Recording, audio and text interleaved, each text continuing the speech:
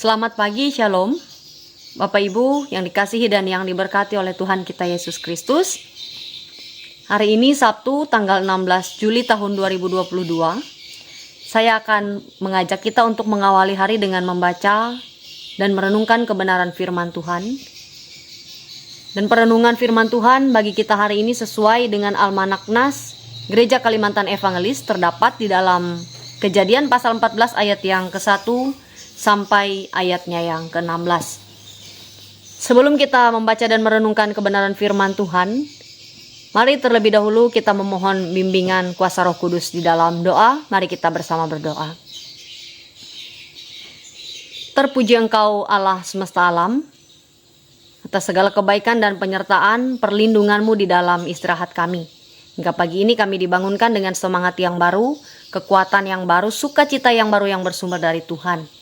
Dan pada saat ini Bapa, terima kasih atas kesempatan yang boleh Engkau beri. Kami boleh bersama dibimbing, dikuatkan dan dituntun oleh kebenaran firman-Mu melalui firman yang akan kami baca dan renungkan sebentar lagi. Kami sadari akan keterbatasan kami sebagai umat manusia. Karena itu kami mohon Engkau yang memberkati hamba-Mu untuk menyampaikan kebenaran firman-Mu, dan Engkau berkati sekalian kami yang mendengarkan firman ini, agar kami boleh dituntun, diarahkan, dan dikuatkan untuk melangkah di sepanjang hari ini dan di sepanjang kehidupan kami. Berfirmanlah ya Tuhan, karena kami siap untuk mendengar dan menjadi pelaku kebenaran firman-Mu. Amin. Saya akan membacakan nas firman Tuhan yang akan kita renungkan bersama. Di dalam Kejadian pasal 14 ayat yang ke-1 sampai ayatnya yang ke-16. Di bawah perikopnya, Abram mengalahkan raja-raja di timur dan menolong Lot. Demikian firman Tuhan. Pada zaman Amrafel, Raja Sinear, Ariok, Raja Elasar, Kedor Laomer, Raja Elam, dan Tideal, Raja Goyim, terjadilah bahwa raja-raja ini berperang melawan Bera, Raja Sodom, Birsya, Raja Gomora, Shinab, Raja Atma, Shemeber, Raja Zeboim, dan Raja negeri Bela, yakni negeri Zoar. Raja-raja yang disebut terakhir ini semuanya bersekutu dan datang ke lembah Sidim, yakni Laut Asin. 12 tahun lamanya mereka takluk kepada Kedor Laomer, tetapi dalam tahun yang ke-13 mereka memberontak. Dalam tahun yang ke-14 datanglah Kedor Laomer serta raja-raja yang bersama-sama dengan dia, lalu mereka mengalahkan orang Refaim di Ashiterot Karnaim, orang Zuzim di Ham, orang Emim di Syawe Kiriataim, dan orang Hori di pegunungan mereka yang bernama Seir, sampai ke El Paran di tepi padang gurun. Sesudah itu baliklah mereka dan sampai ke En Mispat, yakni Kades, dan mengalahkan seluruh daerah orang Amalek dan juga orang Amori yang diam di Hazezon Tamar. Lalu keluarlah Raja negeri Sodom, Raja negeri Gomora, Raja negeri Atma, Raja negeri Zeboim, dan Raja negeri Bela, yakni negeri Zoar, dan mengatur barisan perangnya melawan mereka di lembah Sidim, melawan Kedor Laomer, Raja Elam, Tideal, Raja Goyim, Amrafel, Raja Sinear, dan Ariok, Raja Elasar. 4 raja lawan 5. Di lembah Sidim itu di mana-mana ada sumur aspal. Ketika Raja Sodom dan Raja Gomora melarikan diri, jatuhlah mereka ke dalamnya, dan orang-orang yang masih tinggal hidup melarikan diri ke pegunungan. Segala harta benda Sodom dan Gomora beserta segala bahan makanan dirampas musuh, lalu mereka pergi. Juga Lot, anak saudara Abram, beserta harta bendanya dibawa musuh, lalu mereka pergi, sebab Lot itu diam di Sodom. Kemudian datanglah seorang pelarian dan menceritakan hal ini kepada Abram, orang Ibrani itu yang tinggal dekat pohon-pohon tarbantin kepunyaan Mamre. Orang Amori itu saudara Eskol dan Aner, yakni teman-teman sekutu Abram.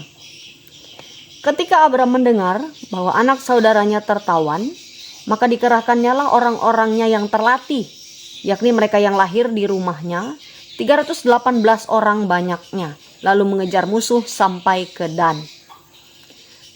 Dan pada waktu malam berbagilah mereka, ia dan hamba-hambanya itu, untuk melawan musuh.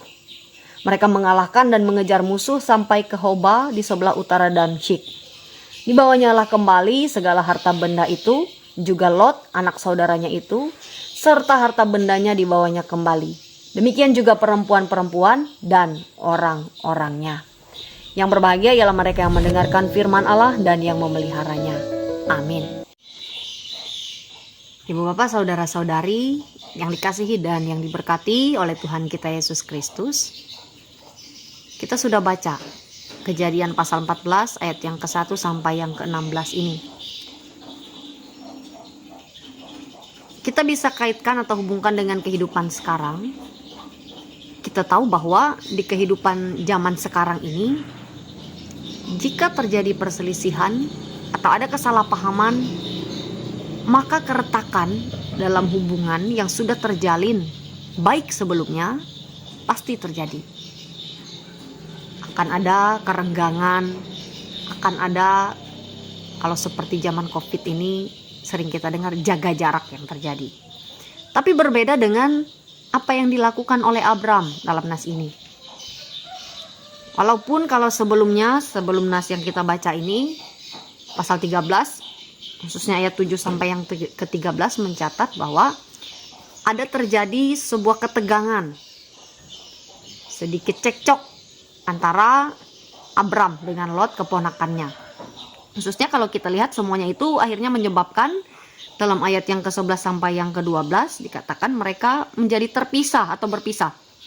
Abram menetap di tanah Kanaan, tetapi Lot dia menetap di kota-kota lembah Yordan dan berkemah di dekat Sodom. Adapun orang Sodom sangat jahat dan berdosa terhadap Tuhan. Itu yang menjadi pilihan Lot kalau kita lihat. Tetapi apa yang terjadi kemuliaan dalam pasal 14 ini? Ketika Lot mendapatkan kesusahan, dia dibawa oleh musuh beserta dengan harta bendanya dan lain sebagainya. Abram, pamannya ini atau omnya ini, dia turun tangan untuk membantu dia secara langsung. Dalam pasal 14 ayat yang ke-14 sampai yang ke-16 khususnya dicatat bahwa dia tidak tinggal diam ketika dia tahu bahwa keponakannya ini dalam keadaan yang terancam. Dia pertaruhkan banyak hal. Dia pertaruhkan dirinya sendiri ikut berperang melawan musuh, dan juga dia pertaruhkan 318 orang hambanya untuk menolong keponakannya yaitu Lot ini dari tawanan atau kecaman musuh. Dari pembacaan Alkitab kita ini boleh kita hubungkan dengan kehidupan kita di zaman sekarang. Ada beberapa hal yang boleh kita teladani dari sikap seorang Abram. Yang pertama, bahwa kasih yang dia tunjukkan melampaui perselisihan yang terjadi. Itu juga boleh menjadi penguatan bagi kita kalau kita punya orang yang mungkin memiliki kesalahpahaman, memiliki perbedaan pendapat, memiliki sudut pandang yang berbeda dengan kita. Teladan yang diberikan Abram adalah dia mampu untuk memaafkan, bahkan tadi dirinya dan beberapa hal yang ia punya juga ia pertaruhkan untuk menolong Lot yang sebelumnya bersitegang dengan dia. Yang menariknya lagi adalah bahwa kalau kita lihat dalam catatan Alkitab bahwa Lot ini adalah keponakan dari Abram, bagian dari keluarga Abram. Kalau kita hubungkan dengan kehidupan zaman sekarang, di dalam kehidupan kita, keluarga tidak jarang menjadi bagian yang tidak terperhatikan. Kenapa saya katakan demikian? Karena memang kenyataan yang menunjukkan. Salah satu saya mau berikan contoh. Ketika kita berkumpul dalam satu rumah, jarak yang dekat bisa dipisahkan oleh gawai atau handphone karena kemajuan zaman dan teknologi yang kita miliki. Tetapi dalam firman Tuhan hari ini ada teladan yang diberikan oleh Abram bahwa keluarga yang ia punya yaitu Lot tidak luput dari perhatiannya. Bahkan ketika Lot mengalami kesusahan, dia berikan perhatian. Bahkan ia yang turun tangan mengorbankan beberapa hal dalam kehidupannya. Saya dan saudara juga menjadi bagian. Tadi yang pertama, menjadi orang yang penuh kasih, melampaui segala dendam dan amarah yang kita miliki, dan menjadikan keluarga kita adalah bagian yang berharga dalam kehidupan kita. Kalau bukan sekarang, kapan lagi kita bisa mengasihi orang yang ada di sekitar kita? Kalau bukan kita, siapa lagi yang mengasihi orang yang berharga, yaitu keluarga dalam kehidupan kita? Kiranya melalui kisah Abram dan Lot ini menjadikan kita orang-orang yang bijaksana, yang penuh kasih, dan mengasihi keluarga dan orang-orang yang ada di sekitar kita. Tuhan Yesus yang memberkati kita dan menguatkan kita untuk menjadi pelaku kebenaran firman-Nya. Amin untuk firman Tuhan. Mari kita bersama-sama merendahkan diri kita di hadapan Tuhan. Kita naikkan doa syafaat kita. Mari berdoa. Allah Bapa yang bertahta dalam kerajaan sorga, terima kasih atas kebenaran firman yang boleh kami baca dan renungkan. Kiranya Engkau menolong kami untuk bukan hanya menjadi pendengar, tetapi juga menjadi pelaku kebenaran firman Tuhan. Saat ini, perkenankanlah kami Tuhan untuk menaikkan syafaat kami. Kami berdoa bagi bangsa dan negara kami, kiranya Engkau yang senantiasa melindungi, memberkati di tengah ancaman politik, sosial, ekonomi yang berpotensi untuk memecah belah. Kami percaya bahwa kuasa Tuhan yang akan mempersatukan kami di tengah segala perbedaan. Dan Tuhan yang boleh memakai setiap pemimpin dari tingkat pusat sampai ke pelosok negeri ini untuk memimpin secara adil, jujur, dan penuh dengan kebijaksanaan serta hikmat Tuhan. Begitupun saat ini kami mau serahkan secara khusus gereja Tuhan dimanapun berada, dan teristimewa gereja Kalimantan Evangelis yang ada di Resort GKE Puruk Cahu ini. Kami mohon Engkau yang memberkati gereja-Mu ini ya Tuhan, untuk meneguhkan persekutuan yang terjalin di Resort GKE Puruk Cahu agar saling menopang untuk melaksanakan seluruh program sehingga menjadi berkat bagi sesama kami. Biarkanlah juga tugas untuk bersekutu, bersaksi, dan melayani boleh kami lakukan dengan baik. Banyak jemaat atau umat Tuhan yang boleh terberkati, bahkan yang masih sangsi terima Sang Penebus. Bapa yang bertata dalam kerajaan sorga, begitupun kami mau berdoa bagi setiap hamba-hamba Tuhan yang boleh Engkau pakai untuk bekerja di ladang-Mu. Baik itu para pendeta, para vikaris, evangelis, penatua, diakon, guru-guru agama, guru-guru sekolah minggu, dan setiap orang yang memberi diri untuk melayani Engkau.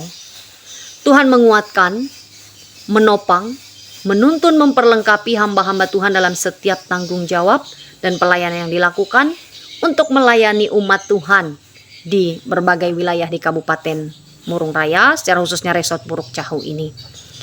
Tuhan, kami juga berdoa bagi setiap keluarga-keluarga Kristen di tengah pengharapan, di tengah pergumulan yang dihadapi pada saat ini. Secara khusus kami serahkan seluruh jemaat-Mu yang ada di GKE Kana Asi Olong Muro. Kami memohon ya Tuhan dan mengundang Engkau untuk berkuasa atas kehidupan keluarga Kristen dan setiap orang percaya yang ada di Kana Asi Olong Muro. Tuhan memberkati setiap suami dan istri, anak-anak, saudara-saudari jemaat-Mu dimanapun mereka berada. Kiranya senantiasa ada di dalam kuasa kasih dan pertolongan Tuhan. Begitupun Bapa, kami mau serahkan setiap kami pada saat ini jemaat-Mu, mereka yang dalam keadaan sakit, yang kehilangan mata pencaharian, bahkan yang kehilangan anggota keluarga dan orang-orang yang dikasihi. Kami mohon Tuhan yang menolong kami, kiranya Tuhan memulihkan kami dari pandemi ini. Tuhan berbelas kasihan dalam kehidupan kami. Bagi yang sakit, bagi yang berbeban berat, kami percaya Tuhan menolong kami, memelihara kami di tengah ancaman yang ada di sekitar kami. Ini kami Bapa dengan segala harapan permohonan kami. Kami naikkan syafaat ini hanya di dalam nama anak-Mu Yesus Kristus, Tuhan dan Juru Selamat yang telah ajarkan kami bersama berdoa demikian. Bapa kami yang di sorga, dikuduskanlah nama-Mu, datanglah kerajaan-Mu, jadilah kehendak-Mu di bumi seperti di sorga. Berikanlah kami pada hari ini makanan kami yang secukupnya, dan ampunilah kami akan kesalahan kami, seperti kami juga mengampuni orang yang bersalah kepada kami. Dan janganlah membawa kami ke dalam pencobaan, tetapi lepaskanlah kami daripada yang jahat. Karena Engkaulah yang mempunyai kerajaan, dan kuasa, dan kemuliaan, sampai selama-lamanya. Amin. Tuhan memberkati engkau dan melindungi engkau. Tuhan menyinari engkau dengan wajah-Nya, dan memberi engkau kasih karunia. Tuhan menghadapkan wajah-Nya kepadamu, dan memberi engkau damai sejahtera. Amin.